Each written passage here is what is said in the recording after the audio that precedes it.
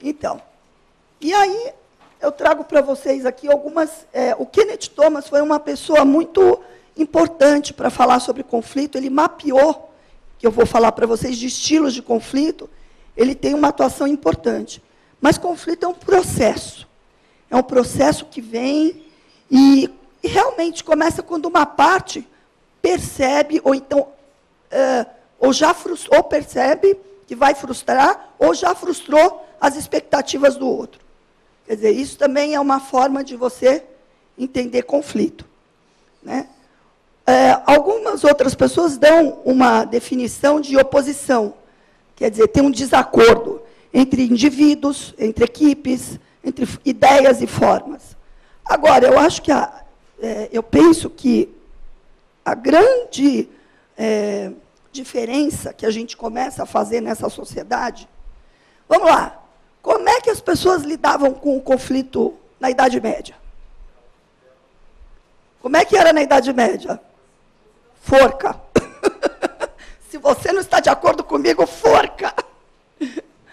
Então, e essa questão da violência e das atitudes, de como eu lido com o conflito, é que vai mudar, né? Então, eu acho legal fazer fazer esse olhar para a nossa sociedade, para a sociedade que era uma sociedade em que a democracia não existia, o uso da força. Quer dizer, eu não posso ter uma ideia diferente, eu não posso discordar de você. Ou todo mundo é que nem lá na China antigamente, que um bando de bonequinho, ou então morre todo mundo. Quer dizer, a forma como eu lido com esse conflito é que vai fazer toda a diferença. Nossa sociedade, de uma maneira em geral, ainda está no processo do caminhar. Eu entendo ainda que assim, a gente já avançou muito, mas a gente tem um caminho muito longo para perseguir. Quando a gente olha pessoas destruindo patrimônio público, quando você percebe que, infelizmente, ainda tem advogados que trabalham com quanto pior, melhor, por uma necessidade dele, ele vai, não estou nem aí, está brigando, está se acabando, a marido e mulher, aí, quero mais é ganhar o meu e que se exploda. Ou enrola o inventário, não sei quanto tempo. Então, são as formas como as pessoas vão encarar o mundo e vamos mudar essa sociedade, né? Esse sistema que a gente está inserido. E agora, eu sempre gosto de trazer a questão positiva dos conflitos, né? Por quê? Porque, normalmente, a gente não tem uma ideia negativa. Você fala em conflito, é um horror. Você fica pensando, não, vai ter briga, vai ser chato, vai ser uma coisa horrorosa. Não necessariamente as coisas precisam andar dessa maneira. Por quê? Porque quando tem alguma coisa que está pegando, é porque eu preciso conversar, é porque eu preciso prestar atenção. Então, ele pode, sim, funcionar como um alarme. Um alarme de uma necessidade não atendida, de uma expectativa frustrada. Ele vai te dar um alarme de algo que está para acontecer. Então, e isso é bom, porque se eu não souber, se eu não tiver informação, é pior, porque isso pode virar uma coisa... a escalada do conflito pode ser pior. Quanto antes eu encaro isso como uma forma legal, uma forma positiva, melhor para mim. O confronto é a forma como eu lido com ele. Entendeu? O conflito existe. Gandhi conseguiu, dentro de um conflito, promover a paz de uma outra maneira. Quer dizer, como é que ele foi? Ele precisou da violência para mudar a Índia? Não precisou. Então, foi a forma que ele encontrou de lidar com o conflito. Agora, na Ucrânia não, na Síria, que eu acho que foi pior ainda, que matou, foi o extermínio de pessoas. É um confronto, é uma forma. E aí, falando da forma, eu já passo aqui um pouquinho para vocês como é que são 5 estilos que está mapeado de lidar com o conflito. Aquele mesmo Kenneth Thomas, ele criou, que vem de uma outra escola, ele mapeou alguns estilos de como as pessoas lidam com os conflitos. Quando a gente conhece esses estilos, a gente pode aprender a lidar e usá-los da melhor maneira, dependendo da situação que você se apresenta. Se você tem o autocontrole, daí a necessidade de você também cuidar de si próprio. Porque você, com autocontrole, você consegue visualizar e saber como é que eu vou lidar melhor nessa situação. É fácil? Não, não é fácil, nem um pouquinho. Precisa de ter trabalhar muito autoconhecimento, trabalhar muita... fazer, como diz o meu amigo de alguns aqui, Henrique Longo, um negociador argentino, fazer um belo de um turismo interno, para se conhecer bem, para poder lidar, para poder saber manejar as 5 formas aí que foram mapeadas de lidar com o conflito. Então, por exemplo, o evitamento. Então, só para contar um pouquinho para vocês esses estilos que a gente... O evitamento é aquele sujeito seguinte: não vai brigar comigo, porque eu vou virar as costas e vou embora. Fuga total. É a pessoa que sai, você fala assim, eu quero ter uma DR com você. O homem adora isso, né? Eu vou sair de cena rapidinho. Eu não quero saber de DR aqui, coisa nenhuma. Eles são ótimos, sabe? Esse é o melhor estilo que eles têm. Então, o evitamento é aquela situação. Qual que é o risco? Que você deixa rolar. Você está vendo a coisa que vai acontecer, mas você não tem coragem de tomar uma atitude, de enfrentar. O que acontece na maior parte das vezes? Assim, minha experiência, que eu já vi gente, já lidei com muitas situações assim, você vai pagar o preço lá na frente. Porque aquilo vai escalando, a hora que a outro lado vem, mas ele não vem bonzinho, ele vem com tudo. Vem para bater forte. Então, tem que tomar muito cuidado. Em algumas situações, ele é estratégico. Por exemplo, você está lá com a pessoa dando speech, escândalo. Você vai bater boca? É estratégico tirar o carrinho de cena, voltamos depois. Voltamos a conversar. Agora eu não vou conversar com você. Assim que você estiver melhor, eu estou disposto a conversar.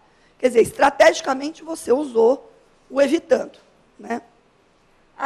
Agora, na verdade, se vocês perceberem, nós temos um eixo aqui, entre aquilo que satisfaz mais os meus interesses, daquilo que não satisfaz nada os meus interesses e acabo satisfazendo os interesses do outro. Na verdade, existe um eixo invisível ali, mas que, no fundo, é isso. Por exemplo, na dominação.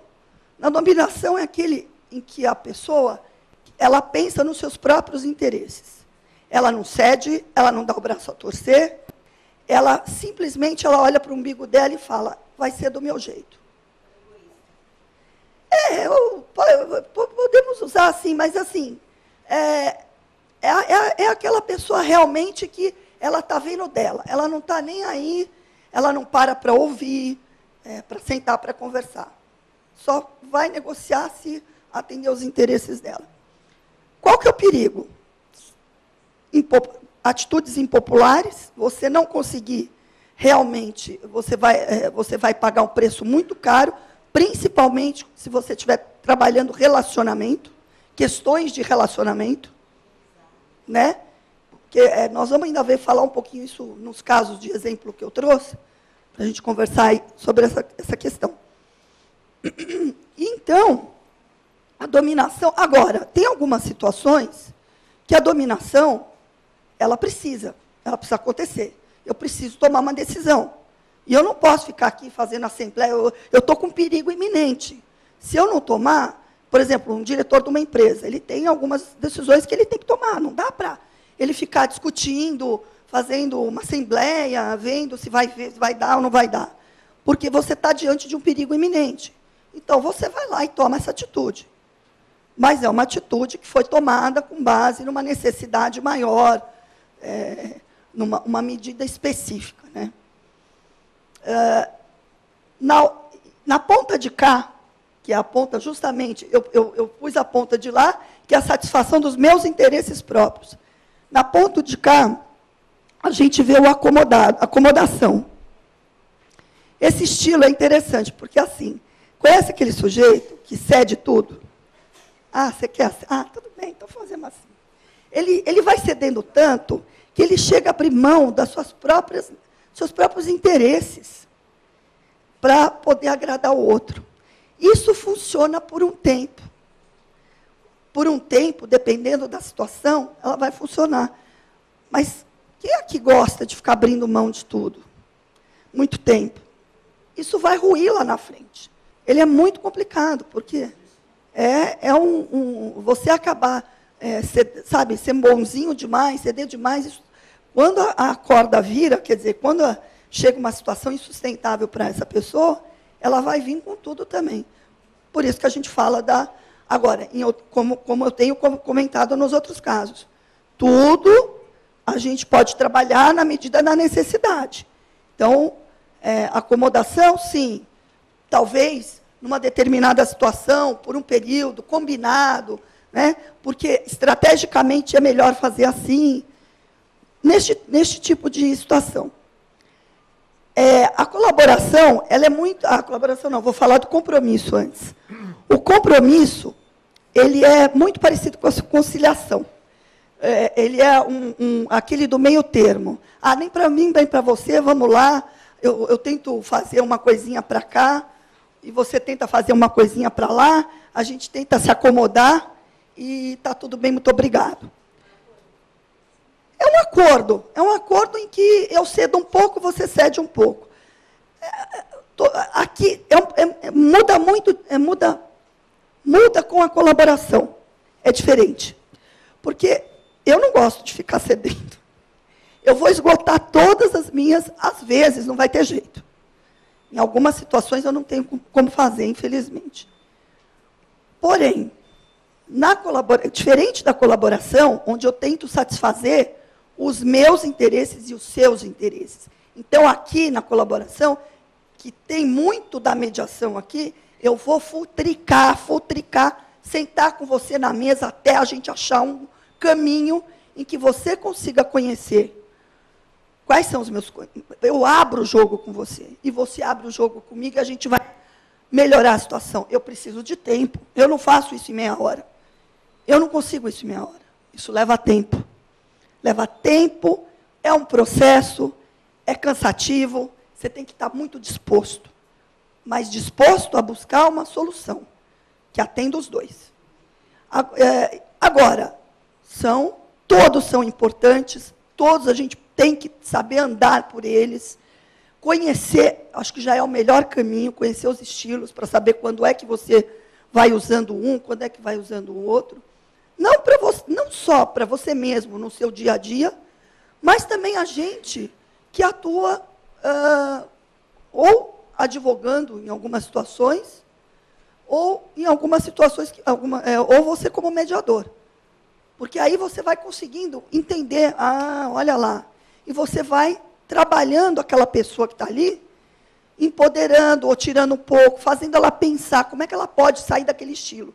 É interessante quando a gente conhece esse mecanismo, porque você pode usar essa ferramenta bastante dentro da mediação. Isso falando para mediadores. Mesmo para o advogado também, tá? Porque em algumas situações você vai ter que... Eu estava conversando até com o João Vitório antes de entrar. A minha escola, a escola que eu tive do meu pai, sem saber que existia mediação, meu pai é, por exemplo, um mediador de natureza.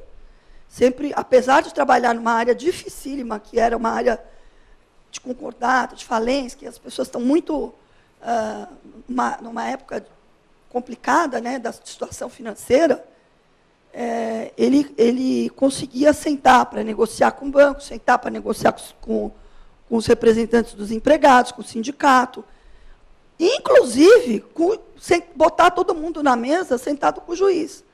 Isso é uma atitude que você tem de fazer o que eu brinco de corte e costura. Você vai costurando para trabalhar os interesses e acomodar. Será que para uma cidade pequena você vai fechar uma fábrica, botar todo mundo na rua? Será que esse é o melhor caminho? ou você tem que sentar e achar uma solução com as pessoas todas envolvidas. Isso eu vi acontecer muitas vezes. Mas, em algumas situações, para forçar isso a acontecer, era necessária uma atitude jurídica. Assim, eu tinha que acessar o judiciário para conseguir movimentar tudo, e aí sim botar as pessoas sentadas na mesa. Então, esse assim, foi um caminho que eu só fui perceber isso depois de muitos anos, tá? Estudando mediação, depois que eu parei e falei, não é que ele fazia isso, e eu não percebia, né? Não percebia. Então, é uma coisa interessante. Aqui foi a explicação dos 5 estilos que eu falei para vocês. E aqui eu queria trazer um pouquinho, eu vou falar um pouquinho de alguns exemplos, antes de contar os casos e falar da própria mediação, que eu vivenciei e tenho vivenciado aí nessa minha trajetória, né? Então, o primeiro, relacionamento entre os sócios. Esse caso, esse tipo de caso, é um caso que, depois eu vou especificar ele na frente, que eu trouxe um caso, uma situação parecida para contar para vocês. Conflitos de poder entre o sócio majoritário e minoritário. Aqui, a gente encontra muito nas companhias abertas.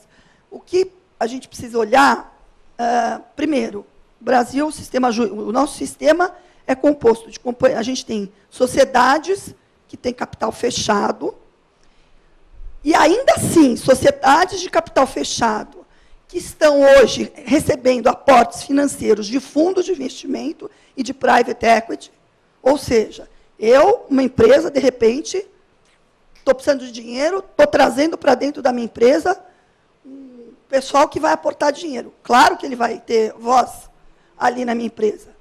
Claro que ele vai querer tomar decisão comigo, óbvio. E dá muito problema. Muito problema, porque, normalmente, a pessoa que está ali muitos anos fazendo aquilo, e ela, até para ela receber esse fundo, até para ela receber esse aporte, ela precisa estar alinhado, e ela vai precisar sentar para conversar. Veja que, nesses casos, eu estou falando de uma sociedade de capital fechado, e mesmo nesses casos que você precisa ter por exemplo, as partes vão sentar, conversar, criar conselho. Lembrei. Mesmo com regras de boa governança corporativa, que normalmente essas empresas acabam fazendo, acordo de sócio, mesmo assim, tem conflito. Exato. E a Anhanguera ainda é um pouquinho diferente. A Anhanguera, ela abriu o capital. Ela é de capital aberto. A Anhanguera já faz um tempo que é capital aberto. Uma parte dela, ela fez o IPO, que eles falam de IPO. Agora até deu uma parada. A gente teve um período aí que várias empresas que já estavam bem estabelecidas, principalmente empresas de engenharia, que abriram seu capital para os investidores, que nada mais é do que várias pessoas que vão comprando as ações das empresas, porque eu acredito naquela empresa. Agora, são os minoritários. E essa prática nos Estados Unidos é muito comum, por isso que você tem assim, os representantes dos minoritários sentando com o majoritário. Por quê? Porque uma medida mal feita lá em cima vai me trazer prejuízo, e eu não vou querer. Agora, você acha que toda hora eu vou ficar entrando com ação na justiça? Você acha que o juiz vai parar, apoiar, liminar numa questão que foi de um processo de tomada de decisão do majoritário? Ele não tem nem a especialidade, às vezes, para analisar o que foi falado ali, sabe? Mas mesmo no conselho é diferente. Eu trabalho com conselho. Porque, assim, você tem um grupo de minoritários que, muitas vezes, tem assento no conselho. Então, é ali que eles vão discutir. Mas, às vezes, eles estão em um embate. E nem sempre você tem um mediador ali no meio, ou alguém para facilitar aquele processo de tomada de decisão. Ou a decisão vem, e eles não estão conformados. Então, tem o conflito de qualquer jeito. O importante é que as relações na nossa sociedade estão mudando. Sabe? Por exemplo, eu trabalho com empresa familiar. é o meu foco de atuação. É o que eu mais faço hoje, é trabalhar com família. Famílias empresárias, mas, na verdade, são famílias que têm patrimônio e precisam se organizar. Eu trouxe um caso para contar desses para vocês também. Mas aqui é um mundo de questões, conflito de interesse, o conselho que, às vezes, conflitos de interesse, que é o que trabalha lá no conselho, o conselho de administração dessas companhias é um mundo de questões que precisam ser trabalhadas. Aliás, para quem não sabe, o Instituto Brasileiro de Governança Corporativa, ele colocou entre as suas práticas, que boas práticas que essas empresas devem ter, a utilização da arbitragem e depois eles inseriram a mediação. Por quê? Porque a mediação no mundo inteiro é utilizada para trabalhar essas questões dentro do Conselho de Administração. Tá certo? E isso é uma experiência que eu estou mostrando para vocês fora do judiciário. Estou trazendo uma coisa... Não que você não possa. Tem advogado, às vezes, no meio, você vai trazer o advogado para junto, mas tem o mediador lá, para fazer análise exatamente jurídica da questão, se essa questão, como é que está sendo interpretada do ponto de vista jurídico, se eles têm dúvida. Então, o advogado, ele é uma peça fundamental. Então, eu ainda vou falar lá na frente dos papéis. Que mais? Política de... Nossa, sair, empresa familiar, não familiar, seja como for, política de distribuição de dividendos. É uma confusão. O que a gente vai fazer hoje? Vamos distribuir ou vamos reinvestir na companhia? E quanto? Como é que é? Então, aqui é uma questão... esses são do dia a dia que a gente lida e vê que tem mesmo, e que precisa de muito trabalho para as questões não aflorarem no judiciário. E na observância do acordo de acionistas, a maior parte das empresas, a maior parte não, tem muita empresa que não tem, principalmente de capital fechado, são as que menos têm a questão do acordo de acionistas. Ela é fundamental, apesar da regra do artigo 118 da Lei das SAs, falar que apenas a questão da compra e venda da empresa, questões de diluição, como é que a gente vota na companhia, como é que a gente vai votar, porque se você não toma cuidado, aquele fulaninho lá que botou dinheiro na tua empresa, ele põe mais e te dilui, se você não tiver como você bancar junto. E aí, a empresa que era sua não é mais. Não é mais, não. Você vai ficando minoritário. Então, tem várias regras, mas mesmo a gente tendo essas regras, mesmo você colocando a arbitragem também é uma solução que eu entreguei na mão do terceiro, já chego lá. Será que essas questões são para eu dar para alguém decidir, ou eu preciso ter a responsabilidade sobre isso? Eu quis trazer também para vocês alguns conflitos em empresas familiares, que é o que eu atuo, Pabu, que eu acabo encontrando, né? Confusão dos papéis na família e na empresa. Nossa, é o pai dando bronca no filho, na frente do fornecedor. Fica quieto, sabe, assim, ali, ele é chefe, ele não é pai, ele é chefe, né? Então, essa confusão de papel é a que a gente mais encontra. E isso, gente, ao longo dos anos, eu estou falando assim, em termos de conflito, mas isso, ao longo dos anos, causa muito problema. Ai, por que seu irmão agora tem aquele carro e eu não tenho? Hã? Por quê? Por que seu irmão apareceu com o carro assim e eu não pareci com o meu carro? Exatamente, porque os fóruns de discussão em família e na empresa, não se criam os fóruns de conversa. É tudo feito, muitas vezes, no bastidores. A mãe, então, coitadinha, é a que mais escuta o lamento. Ela escuta o lamento e faz... Ai, mãe, eu não aguento mais o pai. Ele vai lá, ele acaba comigo na empresa, ele chora e faz. É o uso da lamentação. São os muros da lamentação. E a mãe, por outro lado, coitada, tem aquele, né, tenta agradar todos os filhos, todos que tem, mesmo estar ali do lado do marido, não é fácil. Não é fácil para quem exerce o papel de pai, que às vezes ele espera do filho, e o filho não atende às expectativas. Não é fácil para o filho, que não é que ele não é bom. Ele não está dentro daquilo que o pai espera. Ele é uma pessoa boa, ele tem, às vezes, outras qualidades que às vezes, não estão sendo enxergadas pelo pai. E nem sempre ele está...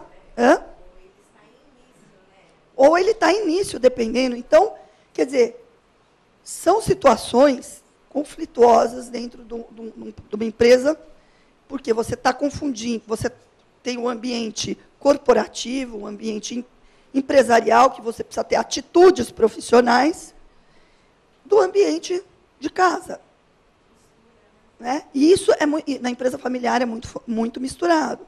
Eu faço um trabalho grande aqui, eu sei o que é duro.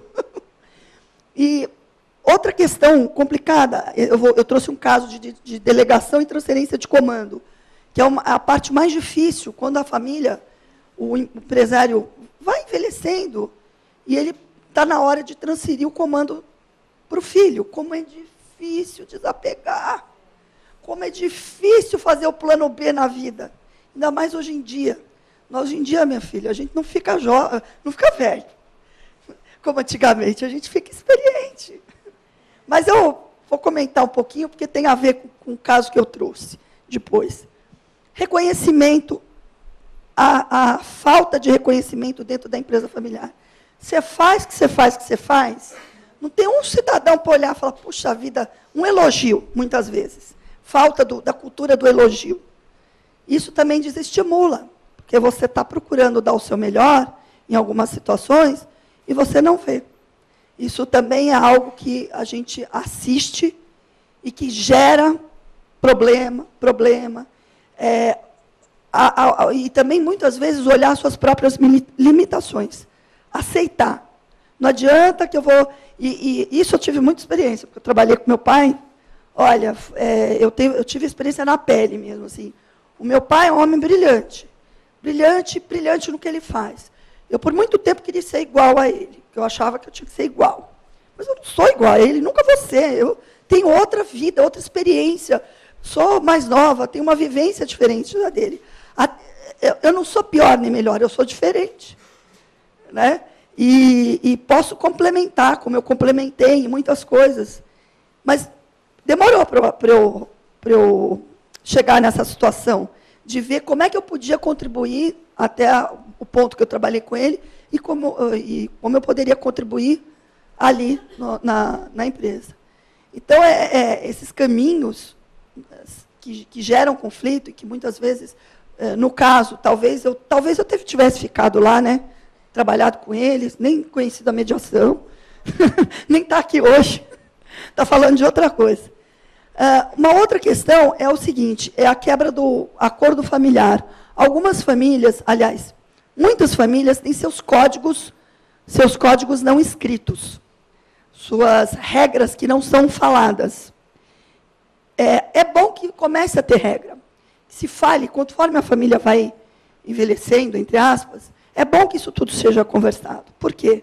Porque a quebrar essas regras, ou então não ter as regras, conforme a família vai envelhecendo, e vai criando patrimônio, principalmente quando ela vai criando patrimônio.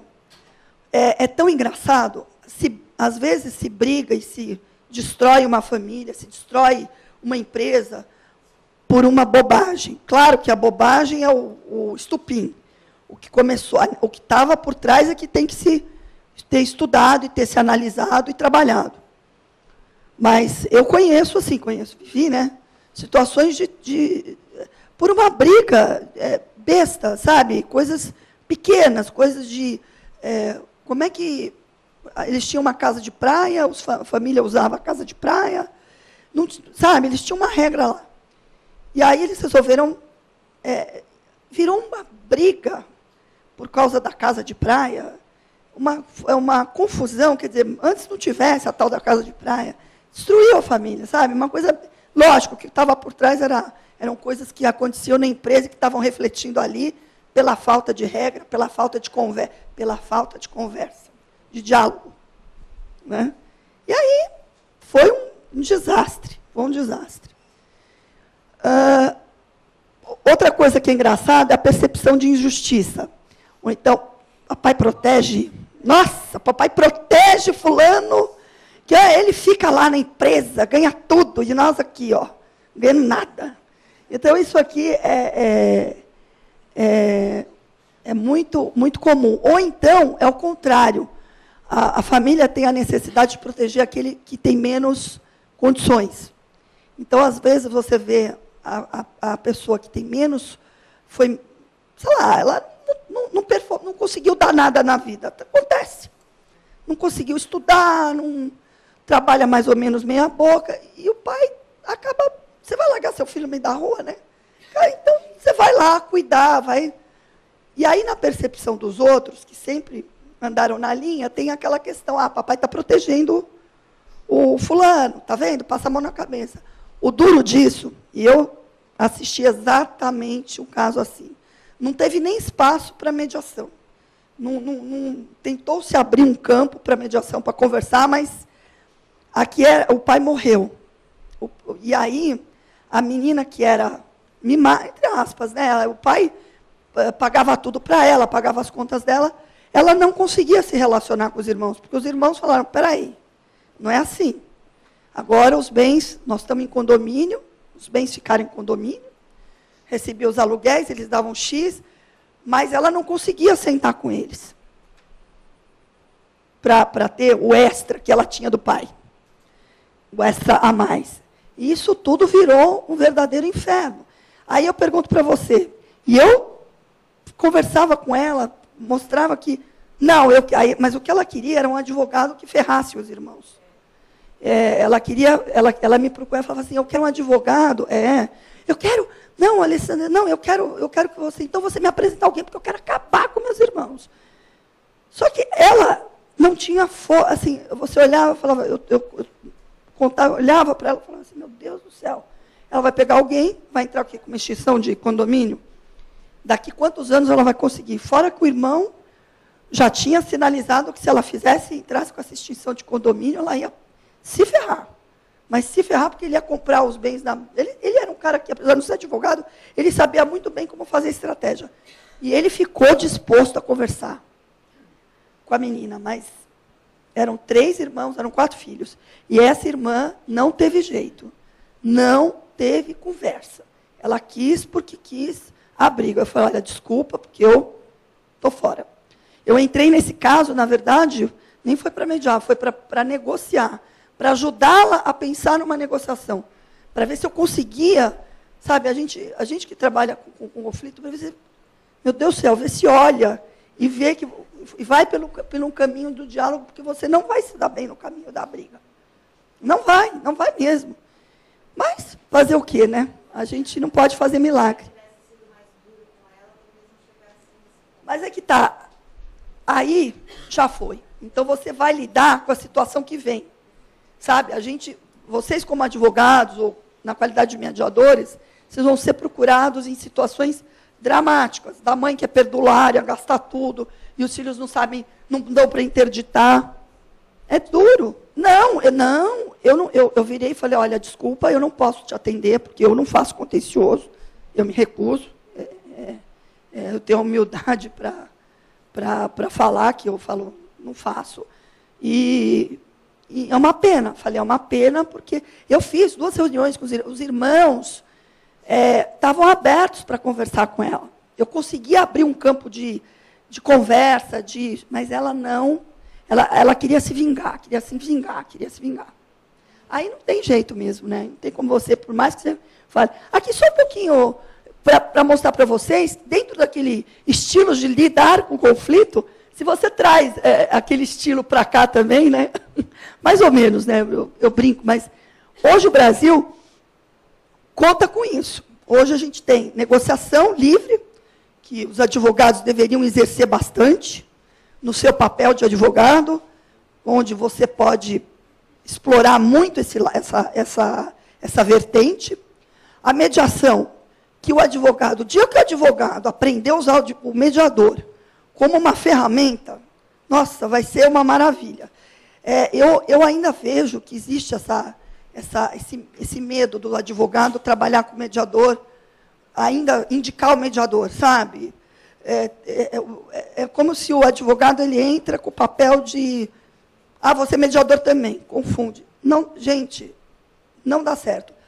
Mediação é mediação, advogado negociador, colaborativo é outra, e aí nós temos que delimitar os papéis. Exatamente. Então, e nós temos a arbitragem, que só serve para direitos patrimoniais disponíveis, que também é uma outra forma de solucionar conflito. É ótima, eu indico, acho que é importante vocês procurarem em câmaras idôneas. E também tem o Poder Judiciário. Eu acho que recorrer ao Poder Judiciário tem que ser a última, tem que ser, para mim, eu equivale a briga... Posso falar um termo feio? Porrada. Briga. É punch. Porque ir para o judiciário, eu acho que assim, é o último do último recurso que o advogado deve usar. Só em casos de necessidade mesmo. A hora que ele conseguir usar a negociação, usar a mediação e saber entrar, porque a arbitragem, você também tem que saber quando e como utilizar, para que casos utilizar. Você vai estar bem servido, você vai dar para o seu cliente uma condição muito melhor. E aí, falando um pouquinho da mediação, que é um conceito, né, que eu gosto de deixar marcado, o que difere a mediação? A mediação, além dela ser, é um processo, ou seja, um processo de atos, de várias reuniões, em que a pessoa vai ser utilizado um terceiro, quer dizer, um agente neutro, imparcial, ele é legítimo, ele deve ser escolhido pelas partes, né? Então, daí a sua legitimidade. A questão da confidencialidade é importantíssima, porque é um diferencial na mediação fantástico. Por quê? Porque eu posso, como mediador, usando o meu poder de confidencialidade, ampliar o campo de negociação das partes, porque eu estou trabalhando com sigilo. Às vezes, eu tenho informações que eu posso auxiliar, ainda que eu não abra diretamente, porque muitas vezes eu sou proibido de dizer para outra parte, mas eu consigo fazer perguntas, eu consigo ampliar o campo de negociação. Mediador é uma coisa que tem que aprender a fazer pergunta. Ele não tem que falar, tem que fazer pergunta. E vai auxiliar nessa negociação das partes. Para quê? Para que as pessoas sejam estimuladas. Por que fazer pergunta? Para eu poder empoderar as partes ali a pensar, eles precisam pensar para tomar decisão. É através das perguntas que eu vou fazer ele pensar, vou facilitar a comunicação deles. Meu papel ali, vocês estão percebendo que não tem nada a ver de jurídico? Meu papel ali, ainda que algumas vezes eu possa falar em questões jurídicas, mas não tem. Eu estou fazendo ele, trazendo ele para uma realidade e com foco no futuro, a visão de futuro. Eu não vou mudar o passado, meu amigo, não tem como mudar o passado. Agora eu posso melhorar o futuro. E outra coisa que dentro da mediação que a gente trabalha é muito com os interesses. Então, é o que está por trás dessas pessoas, né? Esse olhar que muitas vezes está preso por uma emoção, é naquele campo ali, sentado na mesa, que você vai separar a emoção, colocar a razão para funcionar. Aí, cadê o papel do advogado? Aí eu pergunto, vocês vão falar, mas cadê o advogado aí? O advogado é aquele que vai te dizer o direito, que vai sentar com você e vai fazer você raciocinar no seu processo de tomada de decisão. Porque é o seguinte, tá bom, se eu acho que eu tenho direito a alguma coisa, eu vou dar um exemplo que eu estava contando para o Jean Vitória aqui, de novo. Jean, desculpa que eu estou te dando as costas. Eu estava contando, tinha um caso em que a pessoa cismou que ela queria cobrar juros capitalizados.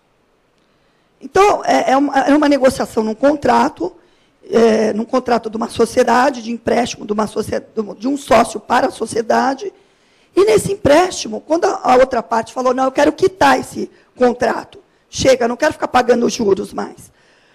Os juros, o que emprestou, o credor, queria cobrar juros capitalizados.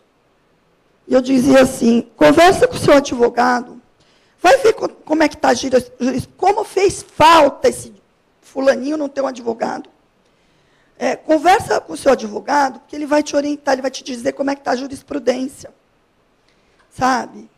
Tudo bem, o advogado foi lá, conversou com ele, mostrou, eu falei, falou até, né? Porque eu falei, aí o mediador faz as perguntas. Mas como é que é, doutor?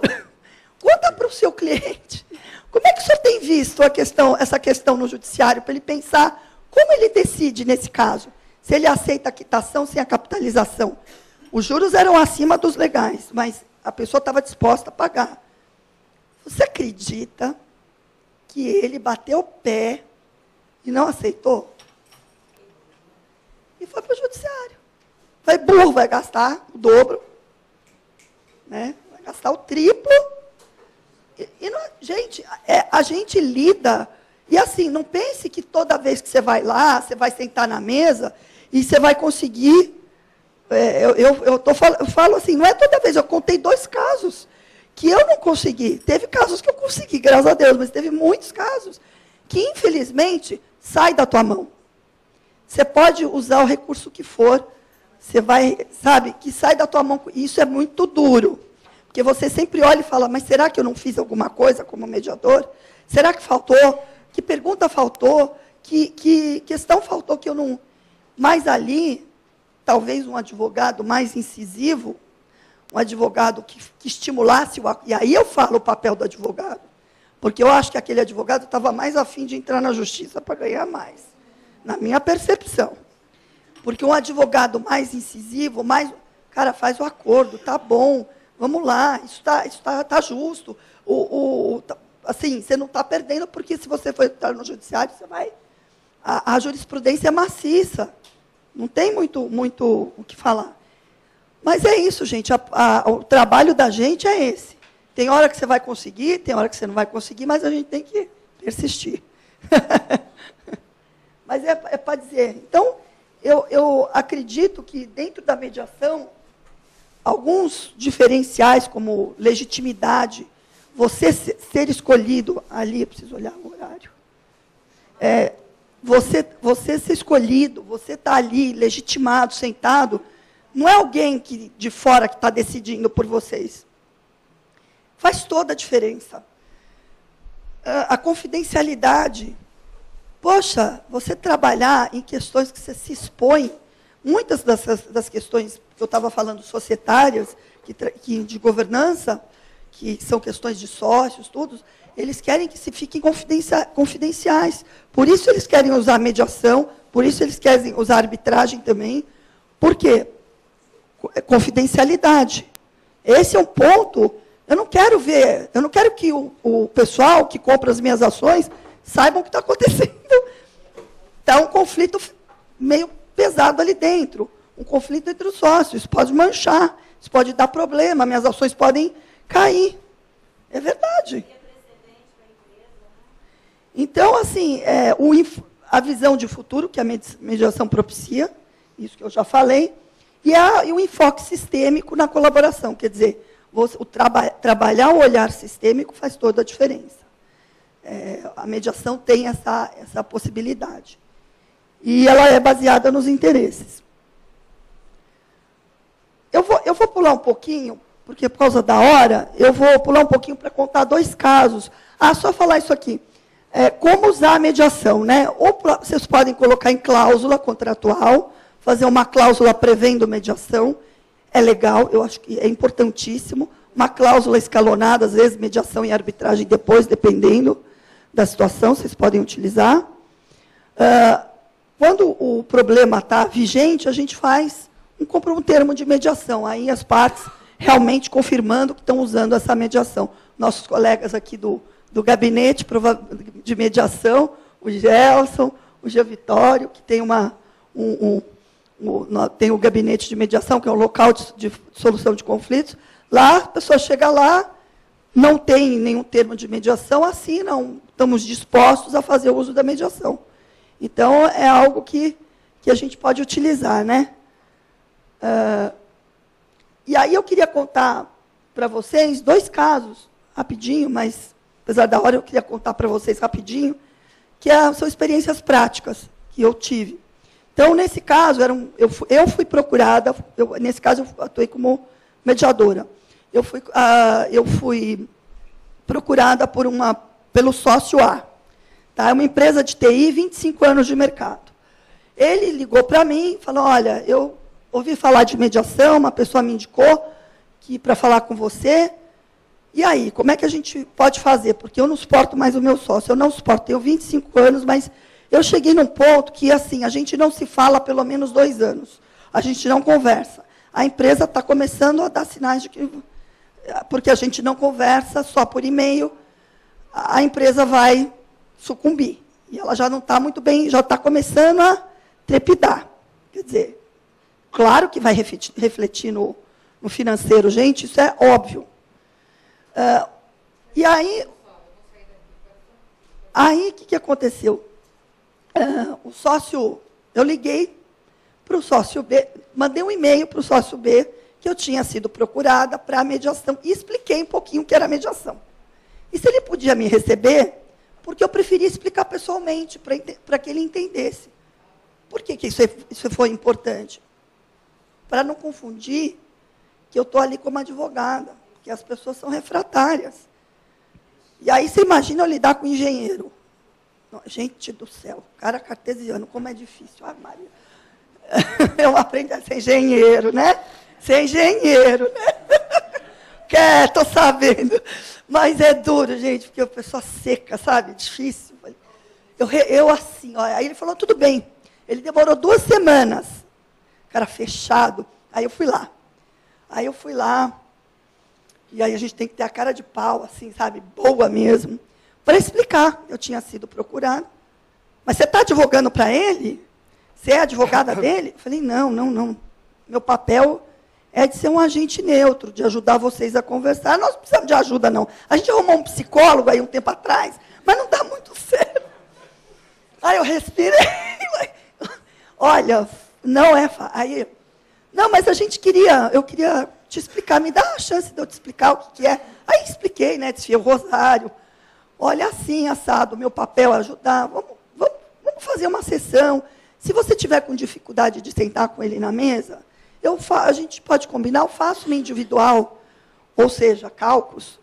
Eu posso fazer uma individual antes com você, até a hora que você se sentir à vontade, para sentar todo mundo. Ó, gente, é o seguinte, técnicas de mediação. Eu não estou aqui para dar aula de técnica de mediação. Eu estou contando casos práticos. Às vezes, na técnica, é lindo. Às vezes, não dá para a gente seguir a receita do bolo. Por quê? Porque cada situação é uma necessidade. Aquela pessoa não estava pronta ainda para sentar na frente do outro. E isso é uma sensibilidade que você, às vezes, vai ter que ter.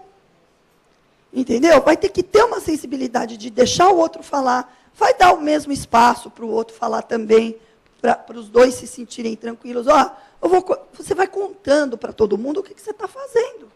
Mas sempre trabalhando com o equilíbrio, com a confidencialidade, e para que ele sinta a confiança que você está legítimo para ajudá-los, né? Que não é nada imposto. E aí, depois de 2 sessões com um, 2 sessões com o outro, aí nós conseguimos fazer uma sessão conjunta. E foi difícil, não foram várias sessões posteriores. Aí os advogados não entraram nesse começo. Mas aí, boba que eu não sou, né? Eu falei assim, olha, gente, eu acho que aqui está na hora de vocês procurarem um advogado para dar orientação legal. Vocês vão precisar. Porque vocês têm algumas questões que vocês precisam pensar, tomar decisão. E tomar decisão, a gente tem que tomar decisão com base em informação. Ter todo tipo de informação que vocês precisam para ver qual seria o melhor caminho. Aí, resumindo a história, depois de sessão daqui, sessão de lá, advogado de cá, advogado de lá, pergunta de cá, pergunta de lá, eles resolveram que eles precisariam estruturar a empresa, readequar, deixar ela prontinha. Um ia sair. Ele estava disposto, mas eles iam manter um diálogo, prestação de conta, fazer uma reunião de facilitação. Depois até eu fiquei fazendo aí já não era mais mediação, era uma facilitação da reunião deles, como sócios. eles se programaram por 1 ano até a vinda de um investidor. Porque como a empresa era uma empresa que tinha gente interessada, eles conseguiriam vender a parte da empresa. Então, a solução foi essa. Aí, o valor era o valor de mercado, eles entenderam que era fluxo de caixa descontado, que ia ser o... Chegaram em todos os termos da negociação para o investidor chegar, né, para o próximo sócio entrar. E foi ótimo. E eles se comprometeram com foco no quê? Na empresa está legal, porque ele ia sair ganhando, que ia ganhar um valor bom, e o outro também. E eu fiz a facilitação, depois do meu processo de mediação, das reuniões mensais que eles tinham, de prestação de contas, de ver como é que estava, sabe? Aquela reunião com a equipe, algumas vezes, com os principais pessoas da equipe. Foi uma solução que a gente achou. E teve a presença de advogado também, ninguém entrou em judiciário, nesse caso. Agora, eu queria contar um pouquinho desse caso aqui, de uma empresa familiar. Nós temos um fundador e 3 filhos. Fundador com 83 anos. A filha não trabalhava e ela recebe uma ajuda de custo, sabe? Assim, uma mesada do pai, aquela coisa. Mas gente, vocês vão ver como tudo é questão de interpretação. E o executivo, o filho B é o executivo principal, aquele que toca, que se relaciona com todo mundo. O filho C tem um cargo na área de compras, né, na área de suprimentos lá. Fica lá num cargo não é dos mais, vamos dizer, não estava ali. O que aconteceu? O pai começou a se preocupar com a questão da sucessão. Porque, como é que ele ia fazer? Ele estava precisando soltar a empresa. Ele já tinha soltado, de certa forma, há um tempo, mas isso estava um conflito entre os 2 irmãos, entendeu? Por questão de poder mesmo. Era uma questão de poder que estava pegando ali. Porque, afinal de contas, o outro... Só que, assim, a principal fonte de renda dessa empresa, a principal fonte de renda era a empresa. Eles não tinham um patrimônio, uma riqueza adicional. O pai não se preocupou em fazer uma riqueza adicional. Tinha uns aluguéis, mas nada significativo. O grosso vinha daqui. Porque o cara, tudo que ganhava, botava na empresa. E foi assim por muito tempo. Então, sabe, tinha uns aluguéis ali que pouco dá para pensar. Bom, aqui, e a coisa estava pegando. Aqui a gente fez um trabalho com essa família, estava bem difícil, os irmãos estavam bem ressentidos. A irmã, então, que não trabalhava na empresa, e o pai já estava ficando mais esquecido, sabe, aquela coisa difícil já. E fizemos o trabalho com a família, e eu vou contar onde a gente chegou. Depois de conversa individual com todo mundo, conversa em grupo, conversa mediada dos 2 irmãos, precisou de muita conversa mediada entre os dois irmãos que estavam num conflito de poder. Agora, se eu tivesse chegado lá e imposto essa solução, chegasse um gestor lá e imposto essa solução, a solução que chegou não ia ser assim. Eles não iam numa boa, entendeu? A coisa não ia numa boa. Eles formaram um conselho, tá? Um conselho de administração, um conselho gestor. Esse conselho gestor combinou que eles iam ter um executivo, iam contratar um executivo para ficar no lugar do irmão. Os 2 irmãos iam subir para esse conselho. E a irmã que não trabalha, ela ia passar a ter assento no conselho, porque ela não trabalhava, porque efetivamente não tinha um cargo específico, mas ela teria um cargo, na verdade até um pouquinho diferente. Esse conselho de administração, ela ficou lá em cima, num conselhinho mais em cima, num conselho de sócios, que não é bem esse de administração, seria para o processo de tomada de decisão, que senta o executivo, reporta tudo o que acontece para os 2. Tá? E tem o pai junto nesse conselho.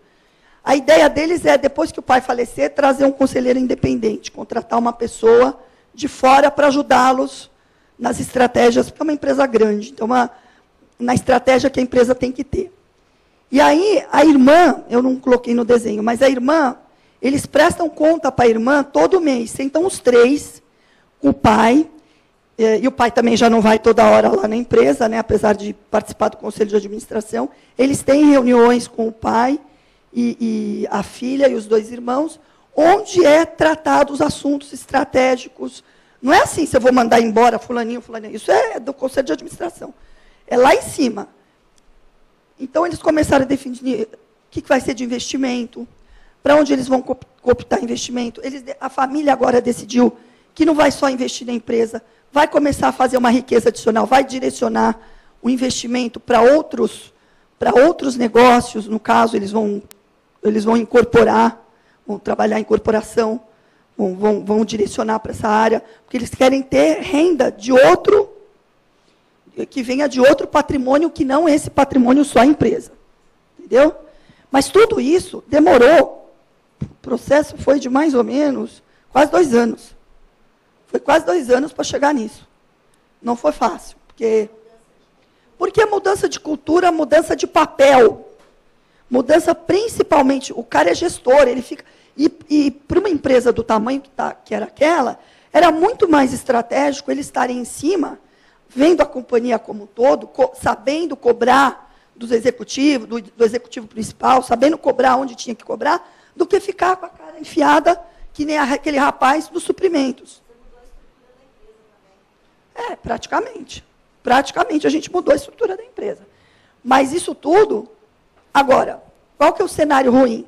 Se a gente não tivesse entrado aqui, a história ia ser muito diferente, porque o nível de conflito que estavam os irmãos, de insatisfação, de duas uma. A empresa ou ia quebrar, ou ela ia quebrar por quê? Ela ia perder mercado. Porque ela é uma empresa que ia acabar perdendo mercado, porque quando você não resolve aqui em cima, você vai deixando de fazer investimento, você vai tendo falta de comando, e aí a empresa realmente ia quebrar.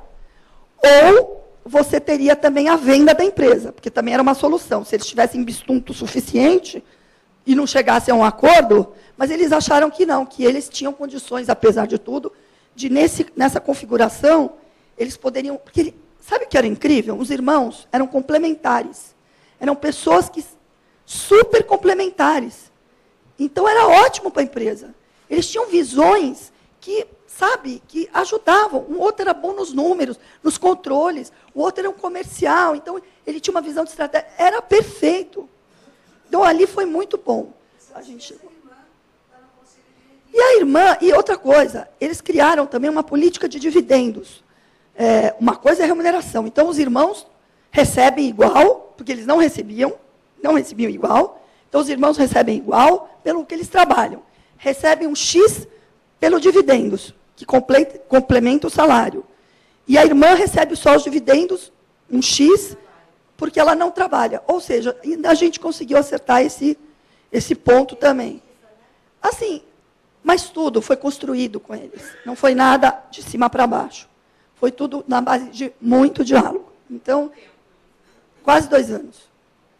Foi 1 ano e meio. 1 ano e meio. Foi 1 ano e meio.